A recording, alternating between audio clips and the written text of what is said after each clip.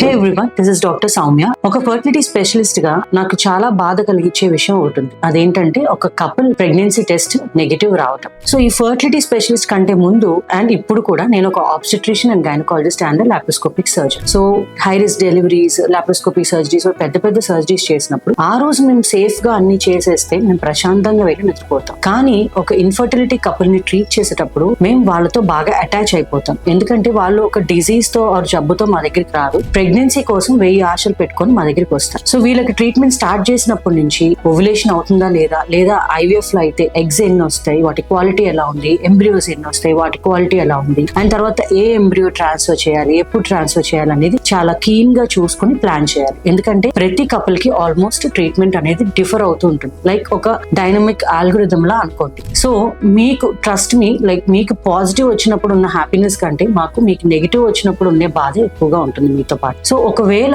Negative వస్తే discourage అవ్వకండి, నెగిటివిటీలోకి వెళ్ళకండి. మీ డాక్టర్ మీకు అన్ని క్లియర్ గా చూపించి ట్రాన్స్పరెంట్ గా అన్ని ఎక్స్ప్లెయిన్ చేస్తున్నట్టయితే మీ డాక్టర్ ని మీరు ట్రస్ట్ చేసి ఫాలో అప్ అవ్వండి. అప్పుడు మీకు డెఫినెట్ గా రిజల్ట్స్ అనేవి వస్తాయి. కొంతమందికి ఫస్ట్ ట్రాన్స్ఫర్, కొంతమంది సెకండ్, కొంతమందికి 3 ట్రాన్స్ఫర్స్ అవసరం అవుతుంది. అండ్ వెరీ రేర్ గా సెకండ్ పికప్ కూడా చేయాల్సిన అవసరం ఉంటుంది. సో డిస్కరేజ్ అవ్వకుండా ట్రీట్మెంట్ ఫాలో అప్ అవ్వండి. Thank you.